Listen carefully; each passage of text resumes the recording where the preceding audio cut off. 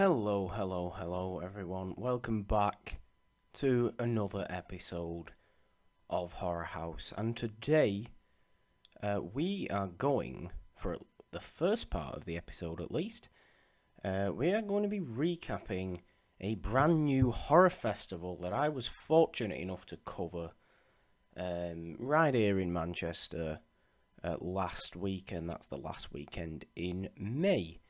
And yes, that is what we're going to be doing for the first part of this episode, and then, as promised, if you've seen Horror House on Twitter, you will know that we're going to have a little bit of Edgar Allan Poe in the latter part. Don't know if it's going to be cut into halves necessarily. But yes, we're going to have some Edgar Allan Poe in the latter part. But to kick us off on what might be a slightly shorter episode than usual, it is just me again. I'm afraid to say it is just me again this week. Hopefully everybody's okay with that. It's going to be another casual, rambly one. Until we get into the reading, at least. But yes, brand new horror festival right here in Manchester called TripleSix, and it was hosted at the AMC Cinema in the Great Northern Warehouse, which is... It's not a cinema I have been to very often at all. In fact, the first film that I'd ever watched at this cinema was the first film that I saw at TripleSix. I was going to say usually then, but I'm afraid I'll have to say used to now. I used to go to an Odeon cinema that was in Manchester's Printworks, which was a lovely cinema, one of my favourite cinema, and I would see everything that I saw there, including both Grimfest, which I have recapped on this particular show before, as well as the Manchester Film Festival earlier this year. Both of those festivals were hosted there. But that has recently changed hands. It's changed. It'll be changing into a View Cinema. And I have an agenda against View Cinemas. They are probably the worst chain of cinemas in Britain. So I'm very disappointed in that. So the AMC Great Northern has... I have reluctantly had to make that my new regular cinema. And I was fortunate enough that the first... actual film, the first film that I paid to see at this cinema was Wonder Woman. On this past Thursday, which was just incredible. So, but moving on from all that. Yes, TripleSix, brand new festival, never been on before. Only a very small festival, but I did manage to see 6 films, 6 feature-length films. That is, while I was there, 5, new films. One was a special screening and director Q&A of a film from 1990, which we're going to talk about as well. But yes, I just want to recap what I saw there. And before we do get into that, I am quite aware I've rambled about absolutely nothing for about 4 minutes now. But hopefully nobody's too bored. I would have to thank the people who were behind TripleSix, Andy Dean of the UK horror scene, and Chris Taylor, I believe his name is, from the Slaughtered Bird. Those two guys were the 2 guys behind this brand new festival. And they did a great job. Putting it on. Very, very nice guys. I am just looking up to make sure I credit Chris in the in the correct way. I do apologise for all this. Chris Barnes, the guy's name is. Sorry about that one. I clearly have just had a bit of a mind blank there. Anyway, thank you to those two lovely guys for putting on TripleSix Horror Festival.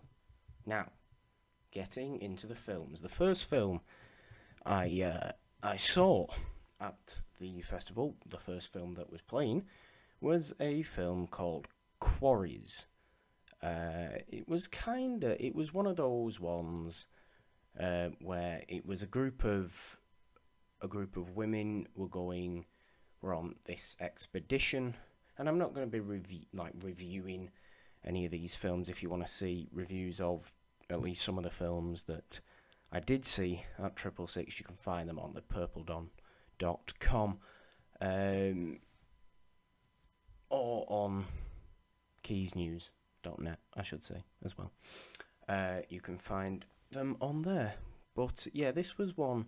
Think The Descent by, the sort of dynamic of the group of women. But this was like a wilderness expedition rather than like a caving one, whatever it's spelunking, whatever they call what they're doing in The Descent. I can't quite remember, but yeah, and this group of women on this expedition were getting picked off by seemingly sort of motiveless maniacs with being hunted, like hunted as game. A perfectly enjoyable film, if you're into the whole sort of pretty predictable. You kind of know where it's going. You can, like I said, you can read all this in official, full, written, thought about reviews that I wrote. But yeah, I mean, I'd look out for this one. I can see it being one of those types of films that you might see on Netflix in about 3 months, that you'll just flick on the horror category and go, oh, yeah, this has been added. Should we watch it? Maybe. Is it worthwhile? Probably. Is it predictable? Yes. But if you like very simple horror, nothing too deep with Quarries. Anyway,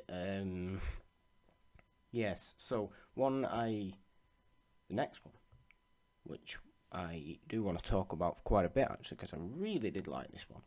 It's a Portuguese film called Forest of the Lost Souls, or, its actual Portuguese title that I'm not even going to attempt to pronounce, because, no, that's pretty much why. Forest of the Lost Souls, though, I really took to. It's a weird one, because it starts off as quite sort of like a serious, almost like suicide drama. It's about there's a young girl and an older man who meet in a forest, the quote unquote forest of the lost souls, where people apparently go to commit suicide, and that's why these two are both there at the beginning of the film. So they meet up, they get discussing about suicide, basically, and it's sort of it's a very, very thoughtful film. This is what I did really like about it. It maybe played with is the wrong turn of phrase. It dealt with the topic very, very well. I felt very well. Something that, when it comes to a topic like suicide, it's quite difficult to do. But, so I've got to give Forest of the Lost Souls applause for doing that. It's filmed in black and white. as well. Pretty sort of low contrast, black and white, which was kind of strange. I'm usually a fan of if you go in black and white, I usually like to see a lot of shadows and all that. But with this one, the sort of softer feel of the black and white felt really sort of, I don't know, it felt really necessary. I don't know if necessary is the right word, but it mirrored the tone of the film itself very well. I thought it was a great choice to shoot that way. So credit to, the cinematographer and the DOP and all that, and the director especially. But yeah, what was really intriguing about Forest of the Lost Souls, and you can already tell it was far more memorable to me than Quarries was. I would recommend Forest of the Lost Souls, if I could speak in understandable English today. I would recommend Forest of the Lost Souls 15 times before Quarries. But yeah, it's got a really interesting sort of narrative to it. And it goes to a place you really don't think it's going to go at the start. It turns into basically a sort of slow-paced slasher film,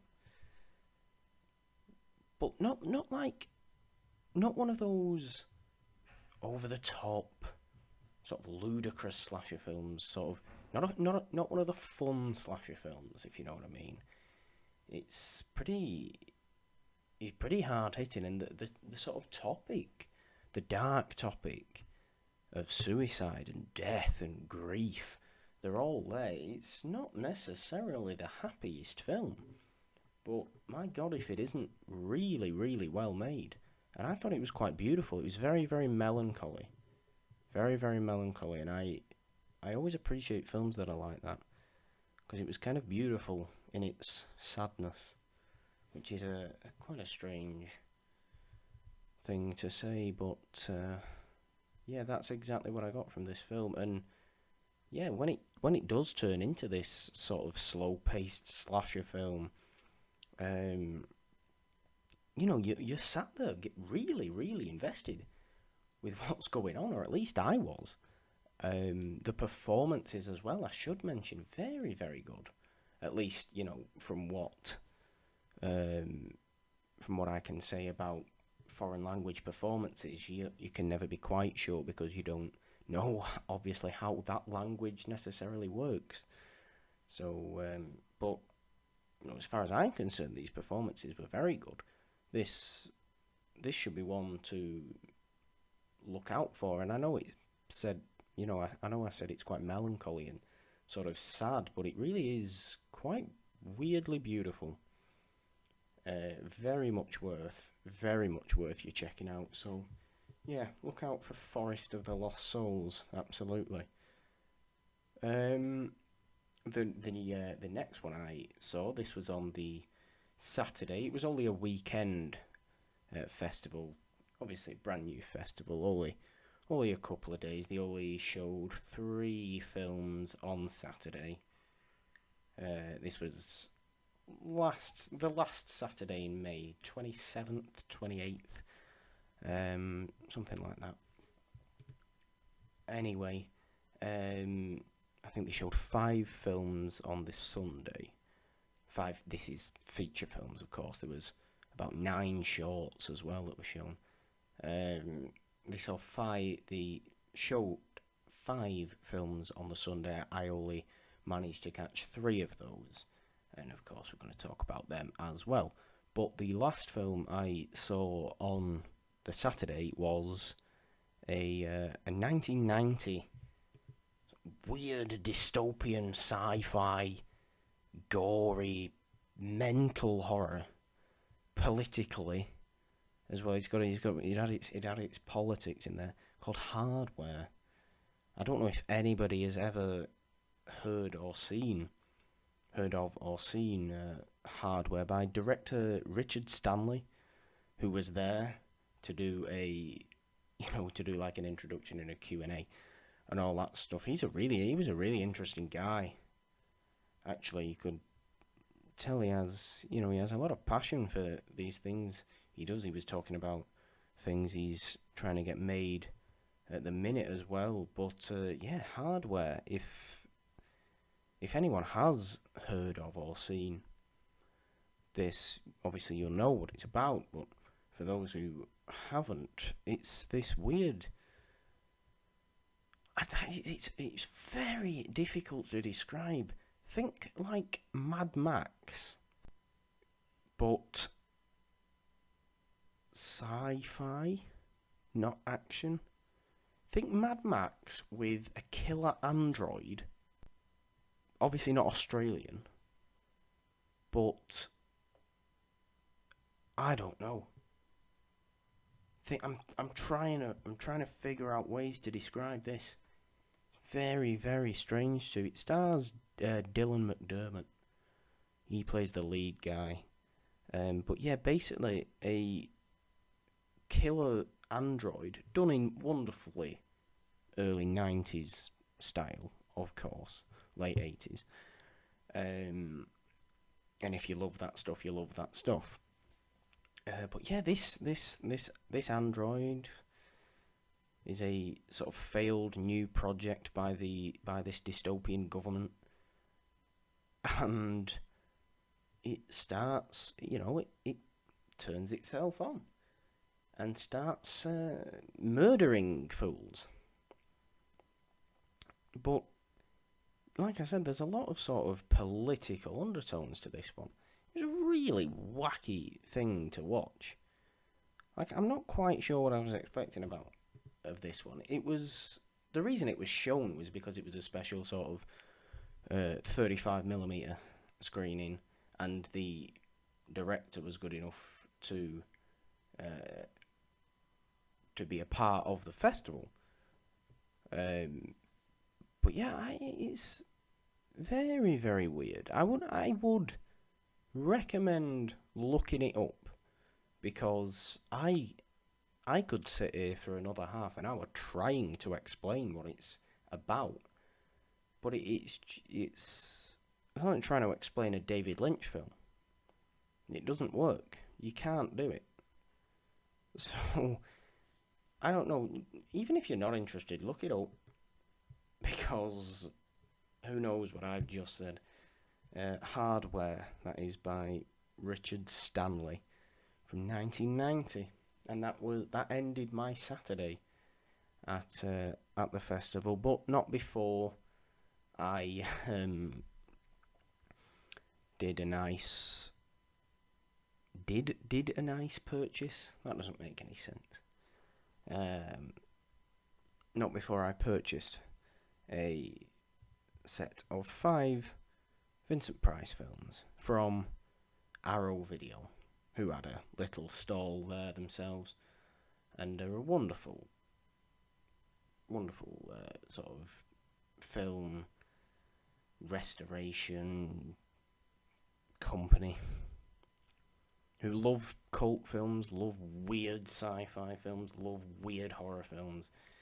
So I bought 5 Vincent Price films that I didn't already own, and I bought Tales of Terror, The Comedy of Terrors, Dr. Phibes Rises Again, House of Usher,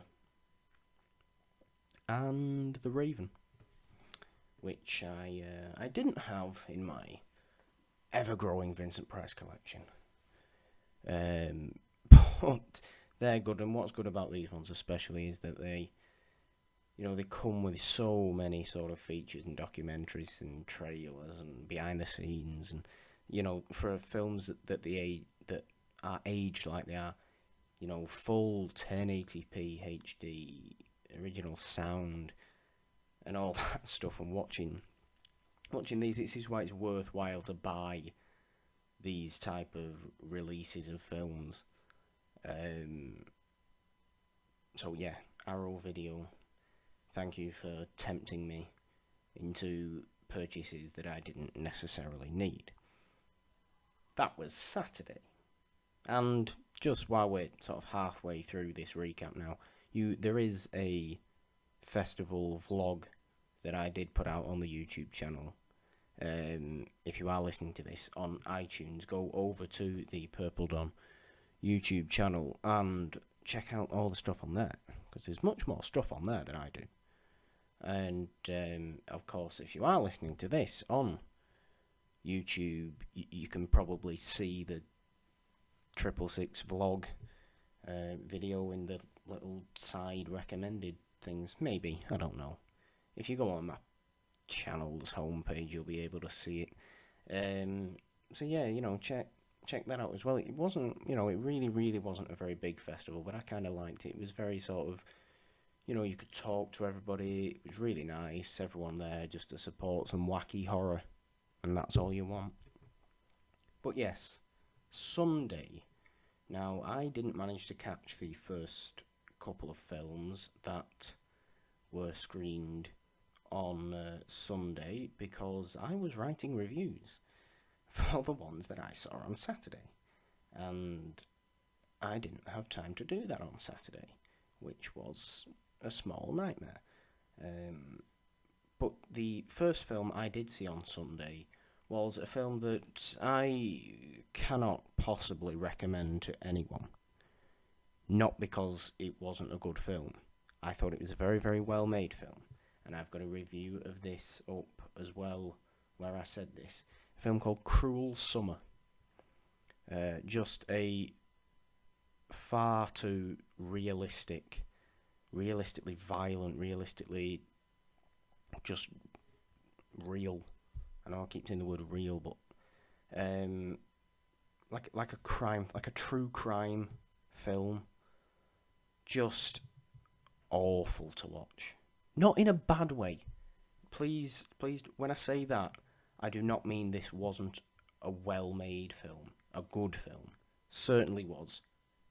I commend the filmmakers for making a film that felt this real, because that takes skill, because it's clearly what they were going for. I just don't necessarily take to these kind of films because I watch films, especially horror, for sort of, fantasy, sometimes escapism, especially considering the setting of this film was clearly northwest England, and the accents and,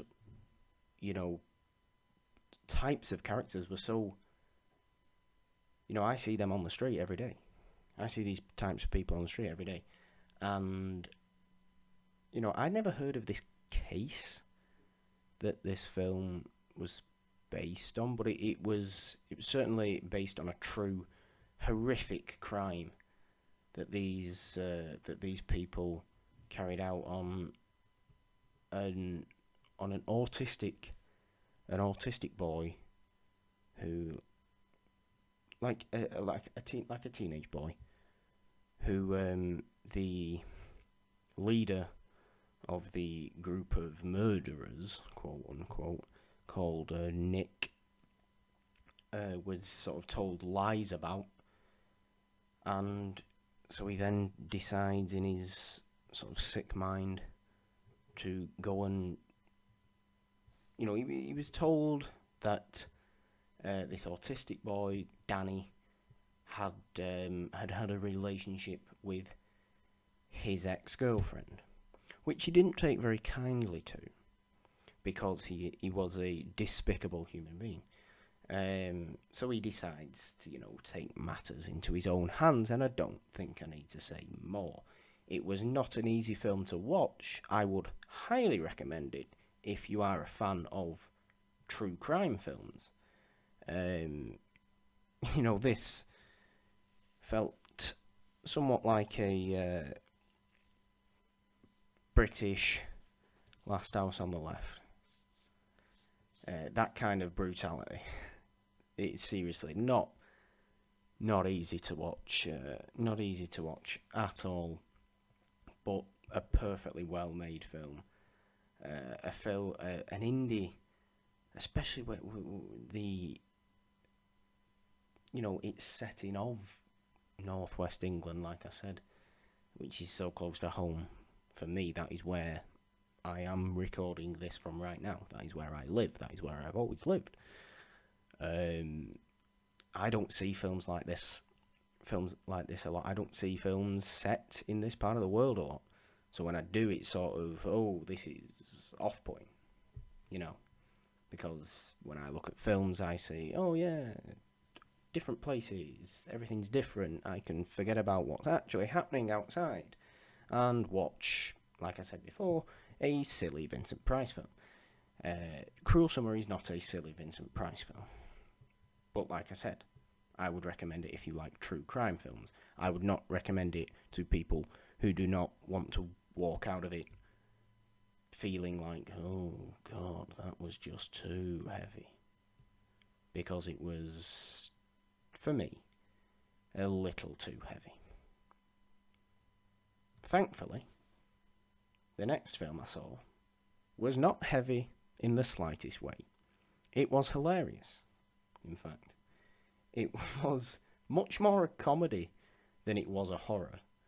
It had its sort of touch of gore in there. But this was a film set in Newcastle called Tome Death, which is a fantastic title, especially when you consider this film is about a techno music producer in Newcastle who decides that he has found a way to send the consciousness into the next level, as he puts it.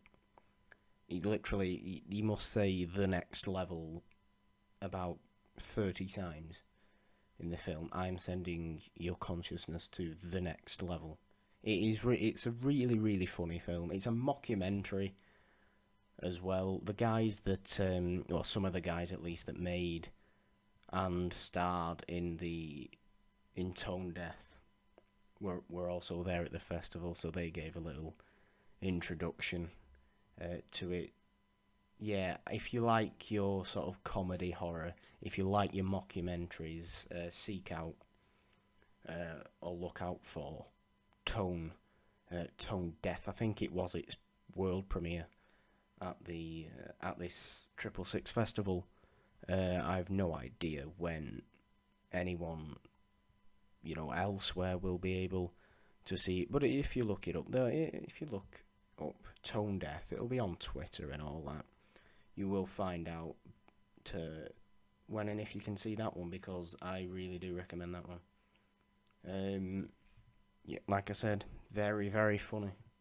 Very funny in that weird mockumentary kind of way, where it's just about this guy, this techno producer called Roger, who thinks he's found a way to put the consciousness, the human consciousness, into the next level through his music. And it just ends in horrific circumstances. Like a guy gets burned in this booth, this sort of music booth that Roger and his reluctant friends build, because he's just like, yeah, I can do this. I can send your consciousness to the next level. And I think a guy gets burned, so they have to dispose of that body, and then it just gets more and more sort of horrific, the things that are happening. But it is really funny because he just does not take no for an answer. He's killing these people straight up, and he's just taking it in his stride. He's just going, no, we can do this. I'm confident we can do this. Make some modifications to the thing. And, it being set in Newcastle as well, it's got those sort of very discernible accents, which, they kind of make it more funnier, which is weird. But yeah, I would definitely recommend looking into that one. And the last film that I saw at TripleSix was certainly the best film that I saw at TripleSix. In fact, I put my vote for best feature and Best Short. I voted for this film in the Best Feature of TripleSix, called Hounds of Wolf. I know it's getting a UK release date in July, I believe the 9th of July. I'm not sure about US release date or any other part of the world, but it is an Australian horror film. It's a kidnapping horror film. So again, not necessarily, sort of a pleasant watch, but just a very, very well made film. One of those horrors that is enjoyable to watch, without necessarily being fun or funny. It is just, you can appreciate what is going on, and it's a real true horror film. Not true in the sense that this actually happened. I don't believe it did, but yeah, a sort of a couple kidnaps. It's set in the 80s, I believe. Set in the late 80s. A couple kidnaps this teenage girl, and sort of in order to escape, this girl sort of notices that the couple are having a few personal issues of their own, and tries to sort of play on them, tries to manipulate from her end as well. It's a really well thought out film, directed by Ben Young, I believe his name is. Debut feature, I know that, because they mentioned that when they introduced the film. I believe it was an Arrow film sort of co-production. So there was a girl from Arrow Films that came and sort of introduced Hounds of Love. But yeah, a very, very good. I think my inspiration, Alicia Malone, who many of you, of course, know as my inspiration. I'm pretty sure she's seen Hounds of Love, being Australian, of course, and this being an Aussie film. But yes, I'm sure I heard from her about this film first. I'm sure I did. But anyway, as many of you listening to this will know, in Alicia Malone we trust, so anything Alicia Malone says, we do, because that's just what we do. And of course, she's got a book coming out this summer as well, which we should all have pre-ordered. I mean, come on, guys. Seriously. Get that.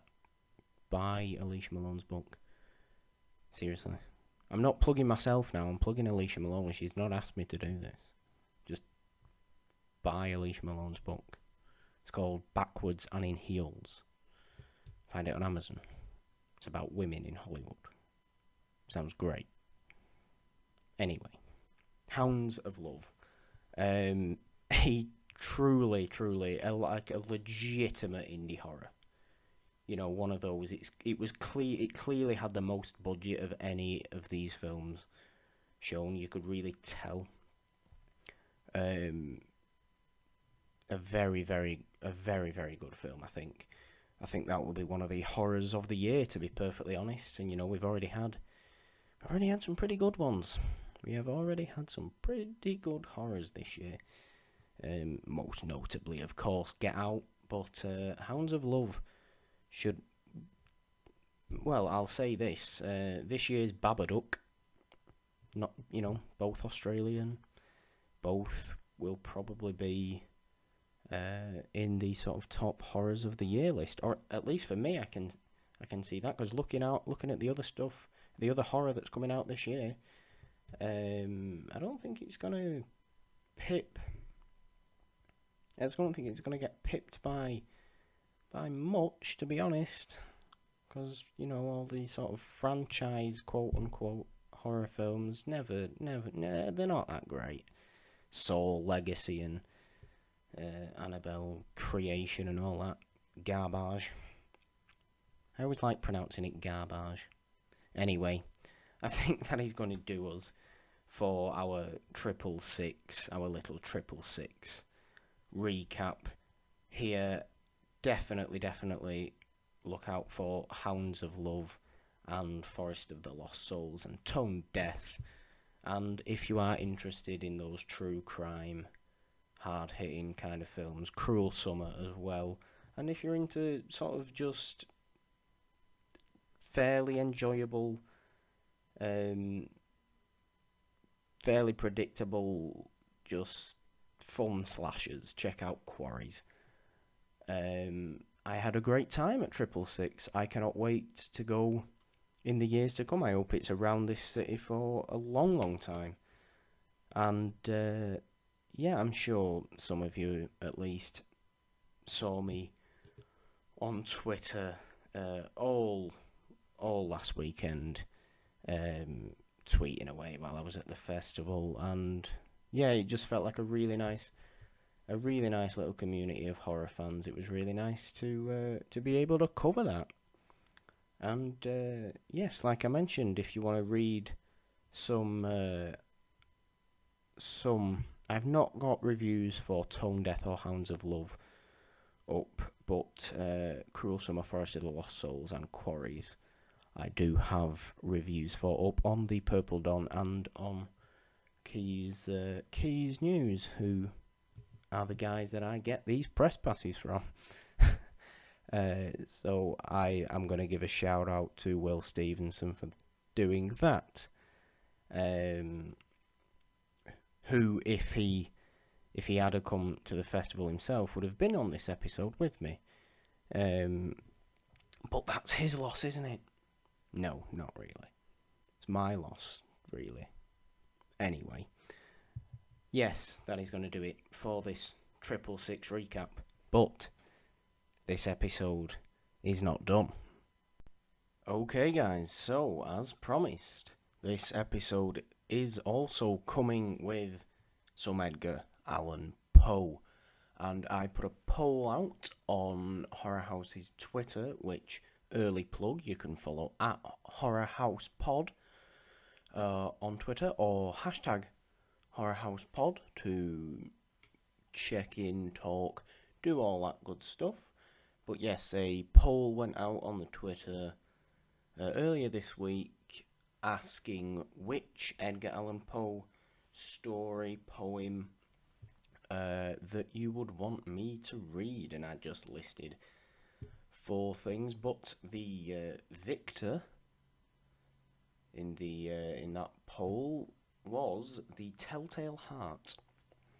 So we're gonna read that for this to finish off this episode. I'm going to be reading it from my Edgar Allan Poe Stories and Poems book that is so wonderfully illustrated.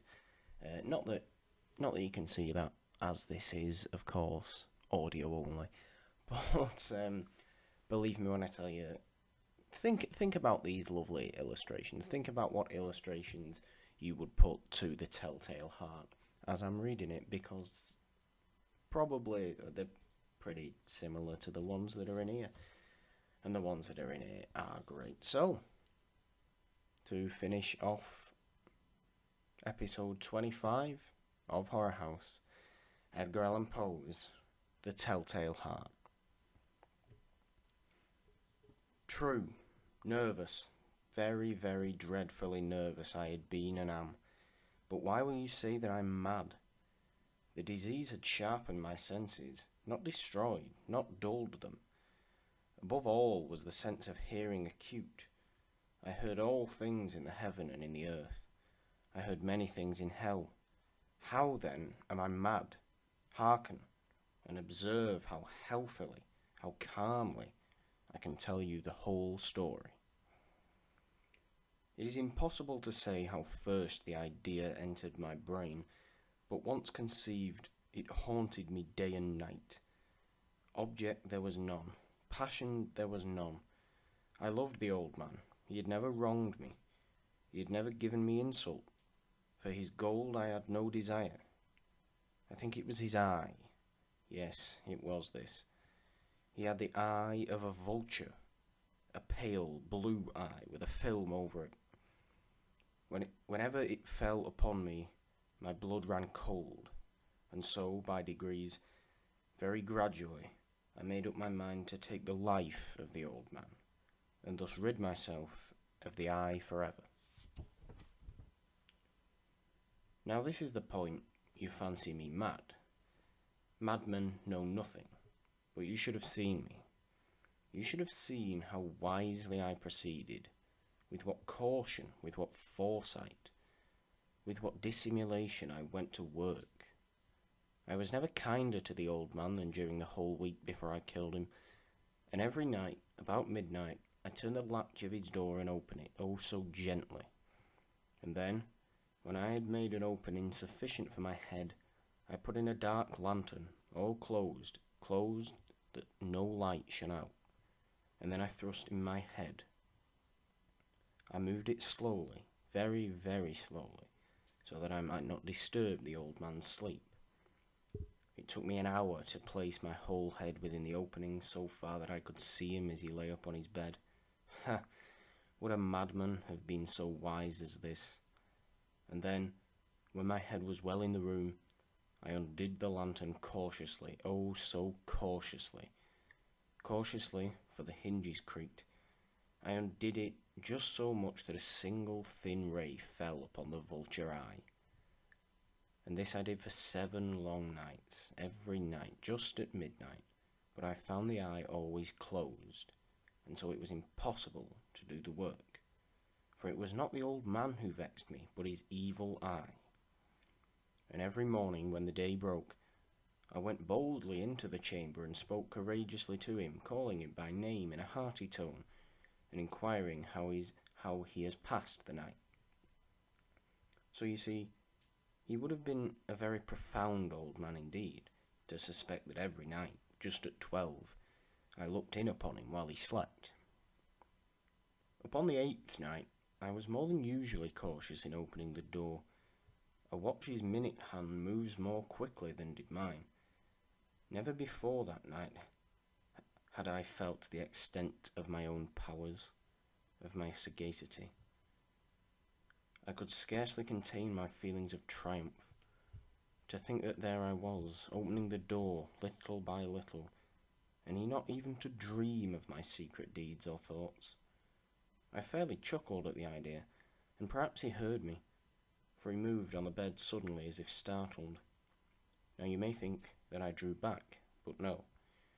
His room was as black as pitch with the thick darkness, for the shutters were close-fastened through fear of robbers, and so I knew that he could not see the opening of the door, and I kept pushing on it steadily, steadily.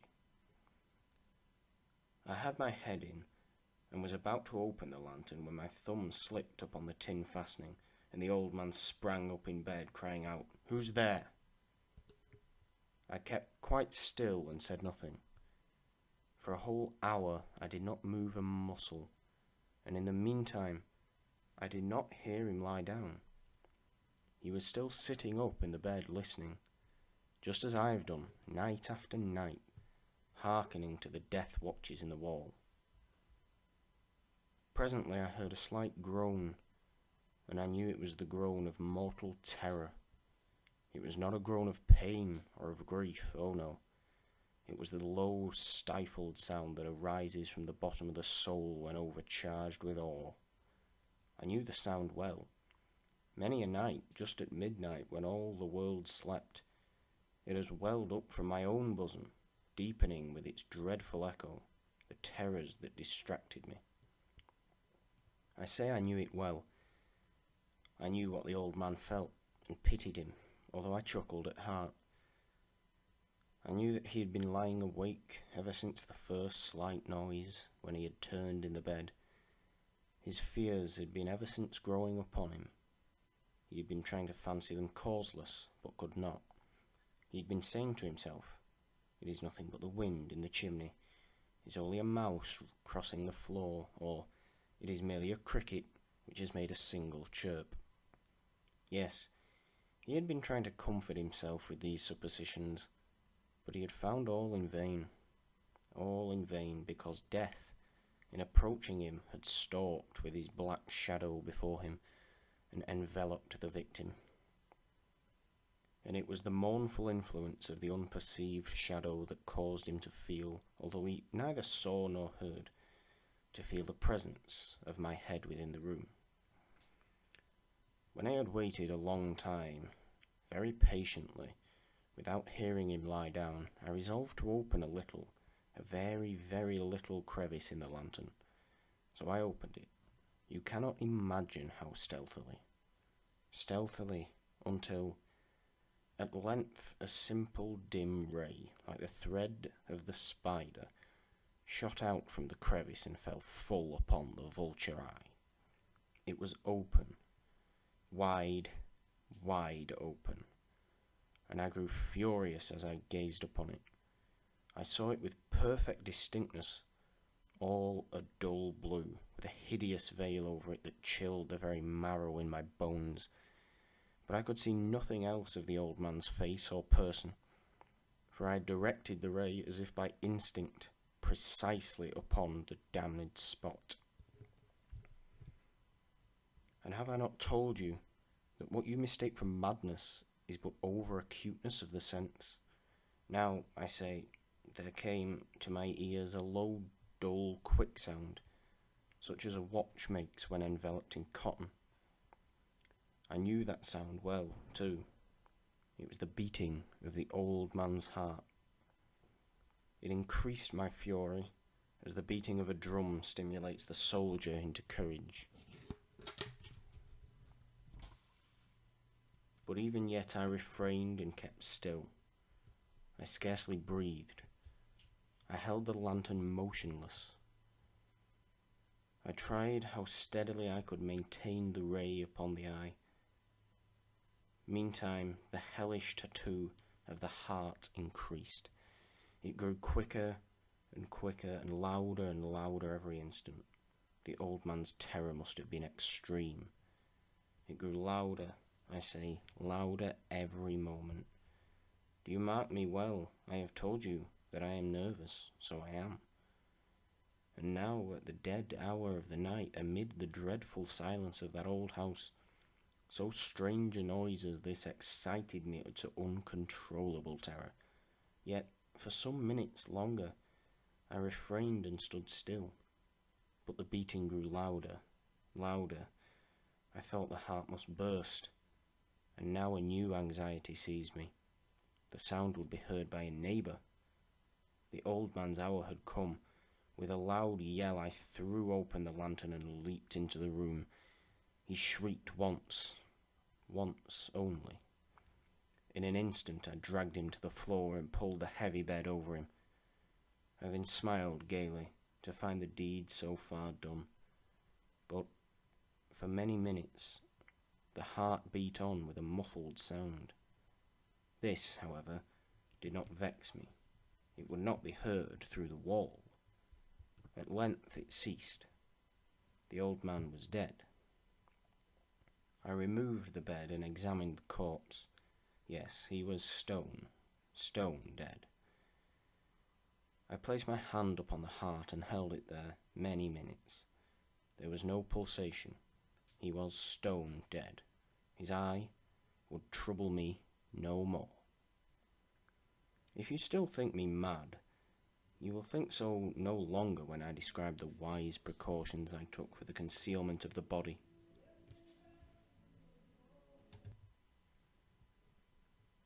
If you still think me mad, you will think so no longer when I describe the wise precautions I took for the concealment of the body.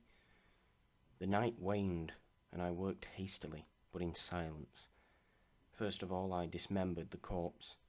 I cut off the head and the arms and the legs. I then took up 3 planks from the flooring of the chamber and deposited all between the scantlings. I then replaced the boards so cleverly, so cunningly, that no human eye, not even his, could have detected anything wrong. There was nothing to wash out, no stain of any kind, no blood spot whatever. I had been too wary for that. A tub had caught all. When I had made an end of these labours, it was 4 o'clock, still dark as midnight. As the bell sounded the hour, there came a knocking at the street door. I went down to open it with a light heart, for what had I now to fear? There entered 3 men who introduced themselves with perfect suavity as officers of the police. A shriek had been heard by a neighbour during the night. Suspicion of foul play had been aroused. Information had been lodged at the police office, and they, the officers, had been deputed.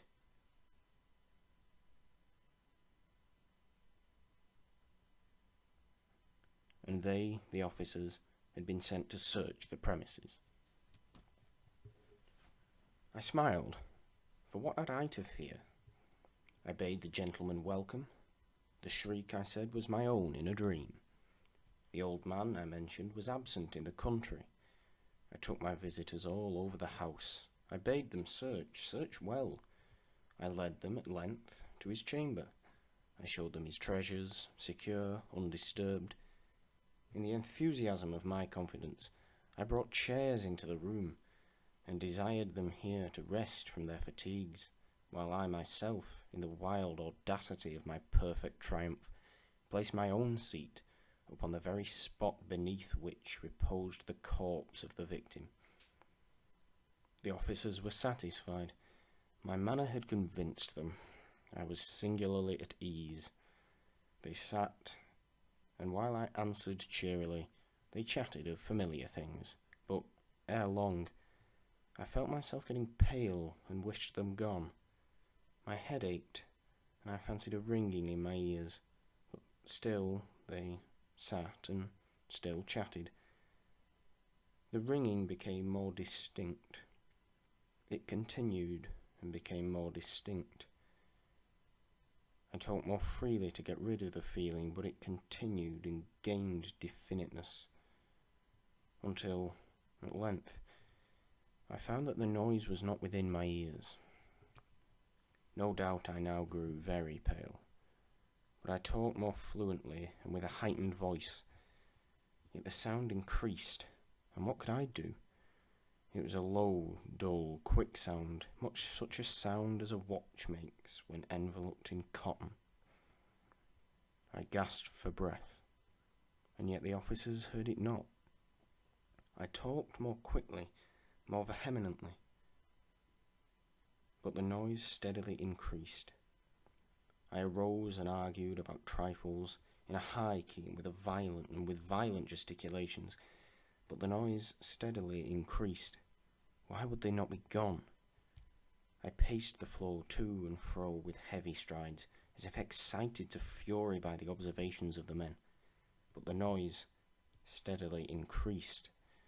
Oh God, what could I do? I foamed, I raved, I swore.